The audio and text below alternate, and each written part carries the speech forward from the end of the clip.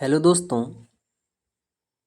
आप सभी का स्वागत है आपके अपने YouTube channel crack competition by सुबीके में, है ना। और आप सभी को पता है कि अपनी एसएससी जीडी की क्लासें चल रही हैं और जिसमें हमने आपको बहुत सारे पार्ट डाल दिए हैं। तो जिस भी स्टूडेंट, सखा, मित्र, भाई बहन ने पिछले पार्ट नहीं देखे हैं तो उनको पहले आप देखिए। और आज जो अपना इस सीरीज का पार्ट होने वाला है, ये कौन से नंबर का है? 38। कितने नंबर का? 38। और हमने अभी तक कितने पार्ट डाल दिए हैं? 1 से लेकर 37 तक। एसएससी का कोई भी एग्जाम हो, उससे जुड़ा हुआ जितने भी स्टैटिक जीके से रिलेटेड क्वेश्चन पूछे जाते हैं वो आपको महत्वपूर्ण और चुनिंदा मिलेंगे। और हर पार्ट में आपको +25 क्वेश्चन देखने मिलेंगे और साथ ही साथ उनसे जुड़े हुए कई महत्वपूर्ण तथ्य, परीक्षा उपयोगी, जो आने की संभावना होती है, आए हैं, आएंगे और आते रहेंगे, है ना। तो इस पार्ट या सेशन की शुरुआत करते हैं एक नए आगाज और उत्साह के साथ। और ये अपना जी पार्ट कौन सा है? 38। और आप सभी लगा रहे होंगे, इतनी उम्मीद है हमें। तो चलते हैं पहले क्वेश्चन के साथ। सिंधु घाटी सभ्यता की विशेषता थी। तो इस पार्ट में हमने वो क्वेश्चन लिए हैं जो एसएससी के एग्जाम में पूछे गए हैं कई बार। तो बिल्कुल क्वेश्चन सिंपल आते हैं, बस एक बार पढ़ने की ज़रूरत है। उठाइए अस्त्र, हो जाइए खड़े। तो चलते हैं पहले क्वेश्चन के साथ। सिंधु घाटी सभ्यता की विशेषता थी, जो एसएससी 2007 या 12 में पूछा गया था। तो क्या थी? जाति से संबंधित कोई विशेषता नहीं थी, क्योंकि जाति की शुरुआत होती है अपनी वेदों से, है ना, वैदिक काल से, वैदिक सभ्यता से। तो सिंधु घाटी सभ्यता में तो कोई जाति पाति की बात ही ना थी, तो ये तो करेक्ट होगा नहीं। अगला देखें, देहाती खेती, तो इससे जुड़ा हुआ कोई भी तथ्य नहीं मिलता। अगला, प्रकृति की शक्तियों की पूजा, तो इससे जुड़ा हुआ नहीं। तो बचा कौन? Option B. और ऑप्शन बी में है व्यवस्थित शहरी जीवन, है ना। तो व्यवस्थित शहरी जीवन ही सिंधु घाटी की सबसे महत्वपूर्ण विशेषता थी। तो option B is the correct answer. Next question पर चलते हैं। अगला क्वेश्चन भी काफ़ी इंपॉर्टेंट है। किसकी मूर्ति सिंधु घाटी सभ्यता के लोगों की एक महत्वपूर्ण रचना थी? ये पूछा गया एसएससी 2019, 2006 और 2017 में। तो काफ़ी इंपॉर्टेंट क्वेश्चन है, इसे आप ध्यान से सुनिएगा। तो सिंधु घाटी सभ्यता के लोगों की एक महत्वपूर्ण रचना थी, तो क्या थी? नर्तकी की मूर्ति। किसकी मूर्ति? नर्तकी की मूर्ति। और जो नर्तकी की मूर्ति मिली है, तो यहाँ सिंधु घाटी सभ्यता का एक शहर था जिसका नाम था मोहनजोदड़ो। कौन सा था? मोहनजोदड़ो, जो सिंध मतलब पाकिस्तान में पड़ता है ना। तो नर्तकी की मूर्ति एक महत्वपूर्ण रचना है सिंधु घाटी सभ्यता की। और सिंधु घाटी सभ्यता को कई नामों से जाना जाता है। हड़प्पा सभ्यता भी बोलते हैं, कांस्य युगीन सभ्यता भी बोलते हैं, है ना। तो ये याद रखना। अगला क्वेश्चन, निम्नलिखित वैदिक संहिताओं में से भारतीय संगीत का उद्गम किसमें से खोजा जा सकता है? तो ये एसएससी 2014 का क्वेश्चन है। आपको बताएं कि भारतीय संगीत की शुरुआत होती है किस वेद से होती है? और वेद देखें तो कितने होते हैं? 4। और इन वेदों को भली भांति समझने के लिए वेदांग बनाए हैं। और वेदांग की संख्या कितनी होती है? 6। तो पहला वेद था जिसका नाम था ऋग्वेद। कौन सा था? ऋग्वेद। दूसरा वेद कौन सा था? दूसरा वेद तो जो था उसका नाम है यजुर्वेद। कौन सा है? यजुर्वेद। तीसरा वेद कौन सा था? सामवेद। और चौथा वेद कौन सा था? अथर्ववेद। तो ये आपको क्रम से ही याद रखना है। और आपको पता है ऋग्वेद से किसकी जानकारी मिलती है? वर्ण की जानकारी मिलती है ना। यजुर्वेद से देखें तो यज्ञ वगैरह की जानकारी मिलती है। सामवेद से संगीत का जनक कहा जाता है, तो सामवेद को ही भारतीय संगीत का जनक कहा जाता है। और अथर्ववेद जादू टोना से संबंधित है। तो भारतीय संगीत का जनक किसे कहा जाता है? सामवेद को। Option C is the correct answer. और इसके साथ साथ हम आपको बता दें कि सबसे प्राचीन वेद कौन सा है? ऋग्वेद। और सबसे बाद का वेद कौन सा है? अथर्ववेद। तो इन तथ्यों को आप ध्यान से सुन रहे होंगे, लिख रहे होंगे, याद कर रहे होंगे, उम्मीद है हमें। नेक्स्ट क्वेश्चन, निम्न में से योग के प्रणेता कौन थे? तो जी आपको बताना है, काफ़ी इंपॉर्टेंट क्वेश्चन। योग के प्रणेता, है ना। तो ये फिलॉसफी होती है एक प्रकार की। तो योग के प्रणेता किसे कहा जाता है? तो वो कहा जाता है पतंजलि को। किसे कहा जाता है? पतंजलि को। Option A is the correct answer. Next question, अगला क्वेश्चन है, महर्षि गौतम का संबंध किस भारतीय दर्शन से है? तो महर्षि गौतम का संबंध किस फिलॉसफी से है ये बताना है। तो गौतम जी का संबंध है न्याय से। किससे है? न्याय से। योग का किससे है? पतंजलि से। और कपिल मुनि का किससे है? सांख्य दर्शन से। तो ये आपको पता होना चाहिए। तो न्याय का संबंध है महर्षि गौतम से। नेक्स्ट क्वेश्चन, क्वेश्चन नंबर 6, वैदिक लोगों द्वारा किस धातु का प्रयोग सबसे पहले किया गया था? एसएससी 2007 का क्वेश्चन है ना। तो वैदिक लोगों द्वारा सबसे पहले कौन सी धातु का यूज किया गया? तांबा। याद रखना, तांबा किस ऑप्शन में दिख रहा है? Option A. तांबा के बाद फिर कौन सी धातु आई? लोहा, सोना, चांदी वगैरह आई, लेकिन सबसे पहले तांबा धातु से परिचित था मानव। और मानव ने सबसे पहले पालतू पशु किसे बनाया था? तो आपको पता होना चाहिए पालतू पशु कौन सा था? कुत्ता। कौन था? कुत्ता। नेक्स्ट क्वेश्चन की बात करें तो अगला क्वेश्चन हड़प्पा सभ्यता का युग था। हड़प्पा सभ्यता किस युग की सभ्यता थी? ये एसएससी 2018 का क्वेश्चन है ना। तो जो हड़प्पा सभ्यता थी ये थी कांस्य युगीन सभ्यता। हमने आपको बताया था कांस्य युग की सभ्यता कहलाती हड़प्पा और हड़प्पा सभ्यता। और इसे कई नाम से जानते हैं, सिंधु घाटी सभ्यता भी बोलते हैं, ताम्रपाणी सभ्यता भी बोलते हैं। तो नेक्स्ट क्वेश्चन, तो आपको क्वेश्चन कैसे लग रहे हैं एक बार कमेंट बॉक्स में ज़रूर बताएं, है ना। नेक्स्ट क्वेश्चन, भारत में सबसे पहले खोजा गया शहर था। तो भारत जी आया था एसएससी 2019 और 2003 में। तो खोजा गया शहर कौन सा है? तो उठाइए पेन और लिखिएगा फैक्ट। तो भारत में पहला खोजा गया शहर था जिसका नाम था हड़प्पा। कौन सा था? हड़प्पा। और हड़प्पा की खोज हुई थी 1921 में। ध्यान रखना कब हुई थी? 1921 में। और इसके खोजकर्ता किसे कहते हैं? दयाराम साहनी को। किसे कहते हैं? दयाराम साहनी को। और इन्होंने हड़प्पा की खोज की थी रावी नदी के तट पर। तो यहाँ से 4 क्वेश्चन हमने आपको पके पकाए बता दिए हैं। तो भारत में खोजा गया पहला शहर था हड़प्पा। इसकी खोज हुई थी 1921 में। किस नदी के तट पर? रावी। और किसने की थी? दयाराम साहनी ने। नेक्स्ट क्वेश्चन की बात करते हैं तो इसका करेक्ट आंसर कौन सा होगा अपना? हड़प्पा। और इसके बाद दूसरा शहर कौन सा खोजा गया था? मोहनजोदड़ो। और मोहनजोदड़ो की खोज हुई थी 1922 में। और किस नदी के तट पर? तो सिंधु नदी के तट पर। और किसने की थी? राखलदास बनर्जी ने।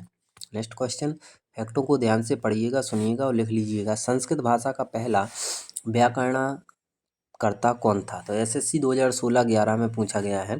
तो पहला व्याकरणकर्ता कौन था संस्कृत भाषा का? तो आपको पता होना चाहिए पहला व्याकरणकर्ता था पाणिनि। तो पाणिनि किस ऑप्शन में दिख रहे हैं? ऑप्शन सी में। तो ऑप्शन सी यहाँ पर अपना सही होगा। अगला क्वेश्चन, पंचतंत्र के लेखक कौन है? एसएससी 2014 का क्वेश्चन है, काफ़ी इंपॉर्टेंट। पंचतंत्र के लेखक, तो पंचतंत्र आपको बताएं पहले वेद व्यास कौन है? तो वेद व्यास ने क्या लिखी आपको पता होना चाहिए? महाभारत। महाभारत के कौन है रचयिता? वेद व्यास जी है। महर्षि कृष्ण द्वैपायन वेद व्यास इनका पूरा नाम है।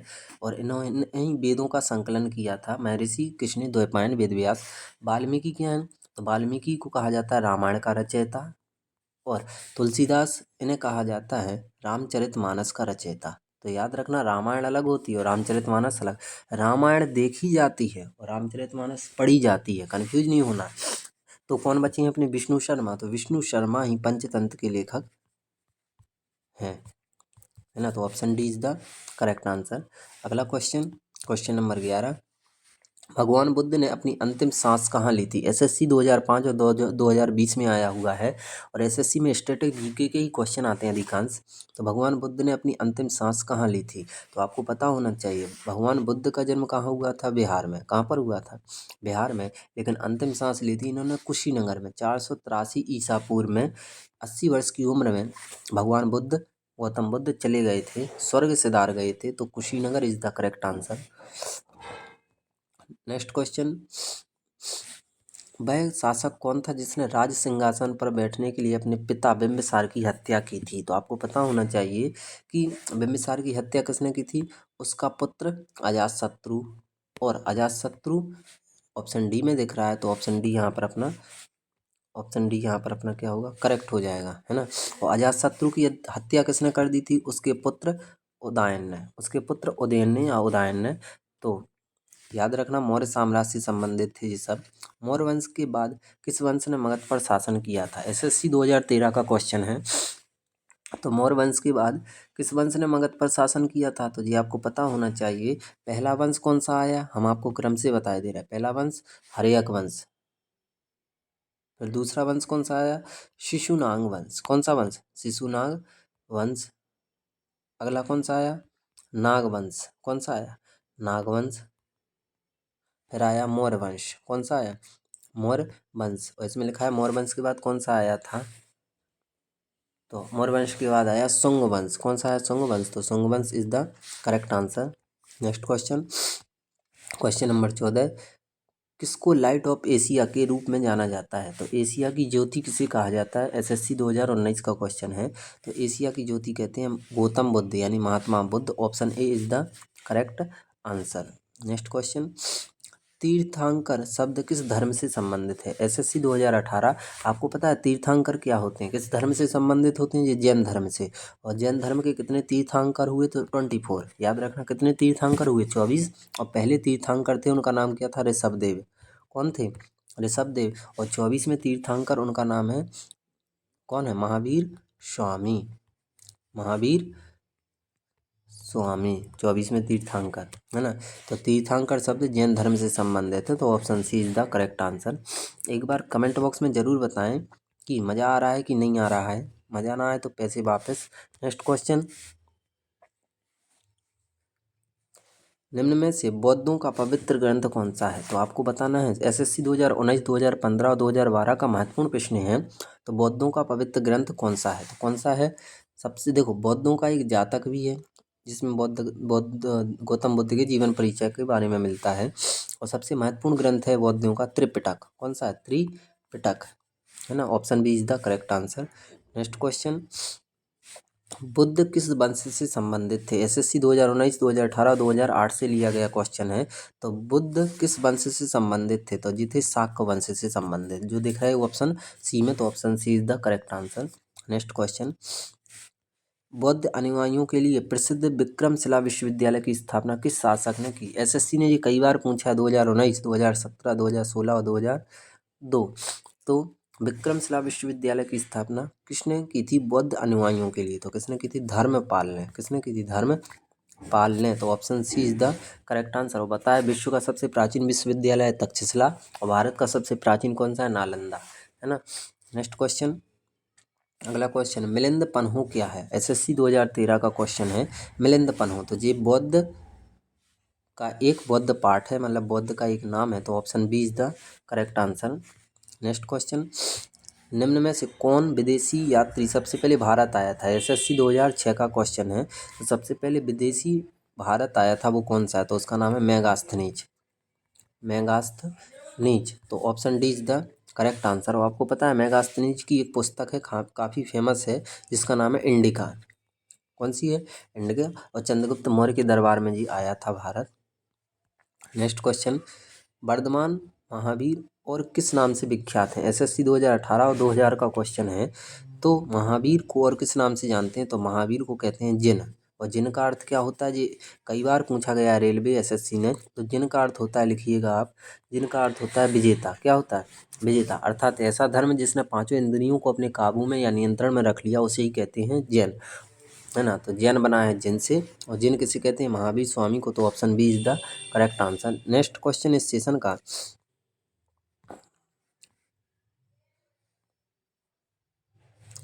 कौटिल्य प्रधानमंत्री थे। तो कौटिल्य एसएससी 2018 का क्वेश्चन है। तो कौटिल्य प्रधानमंत्री थे, किसके थे ये बताना है आपको। तो कौटिल्य भाई साहब थे चंद्रगुप्त विक्रमादित्य के प्रधानमंत्री। Option B is the correct answer. Next question, Aryabhata और बराहमिहिर के सुविख्यात नाम किसके युग के साथ संबंधित हैं? एसएससी 2006 है ना। तो आपको पता होना चाहिए कि आर्यभट्ट और बराहमिहिर का नाम किस वंश से संबंधित है? तो ये है गुप्त वंश से, यानी option C is the correct answer. Next question, Junagadh अभिलेख का संबंध किससे है? एसएससी 2005। तो जूना जी अभिलेख होते हैं, यानी पत्थरों पर कुछ लिख दिया जाता है तो उसे अभिलेख या शिलालेख के नाम से जाना जाता है। तो जूनागढ़ शिलालेख का संबंध है रुद्र दामन से। रुद्र दामन से। और रुद्र दामन किस ऑप्शन में दिख रहे हैं? ऑप्शन सी में। ऑप्शन सी यहाँ पर अपना करेक्ट होगा। नेक्स्ट क्वेश्चन, भारत में सोने के सिक्के सबसे पहले किसने चलाया? तो एसएससी 2001 का क्वेश्चन है। तो किसने चलाए थे ये आपको पता होना चाहिए। कुषाण, यूनान की, पार्शियन की, शाक ने। तो जी इस सेशन का अंतिम क्वेश्चन है। तो इसका आंसर आपको कहाँ देना है? कमेंट बॉक्स में। सोने के सिक्के किसने सबसे पहले चलाए? ये अलग क्वेश्चन है। और सोने के सिक्के सर्वाधिक किसने चलाए? तो वो किसने चलाए? गुप्त वंश ने। किस वंश ने? गुप्त वंश ने। तो सोने के सिक्के सर्वाधिक किस वंश के समय चले थे? गुप्त वंश। लेकिन किसने चलाई, इसका आंसर आपको कमेंट बॉक्स में देना है। आंसर नहीं दे पाओगे तो इसका आंसर हम आपको बताएंगे। तो आपको वीडियो कैसी लगी, वीडियो अच्छी लगी हो तो वीडियो को लाइक करें और चैनल को सब्सक्राइब करें। और आप सभी को पता है कि अब यूट्यूब पर ख़तरनाक तरीके से अपन आने वाले हैं, वो आ भी रहे हैं, क्योंकि एसएससी जीडी की क्लासें प्रातः सुबह 11 बजे मिल जाती है। इसके बाद 3 बजे हिंदी का प्रैक्टिस सेट मिलेगा। यूपी पुलिस की तैयारी यानी कई एग्जामों की तैयारी इस प्रैक्टिस सेट के माध्यम से करवाई जा रही है। और सुबह रात के 8 बजे वर्ल्ड हिस्ट्री मिलेगी, है ना। तो आप सभी एक बार चैनल को सब्सक्राइब कर लें, इसे शेयर करें ज़्यादा से ज़्यादा। तो चलते हैं, मिलते हैं रात के 8 बजे और हिंदी के साथ। धन्यवाद दोस्तों।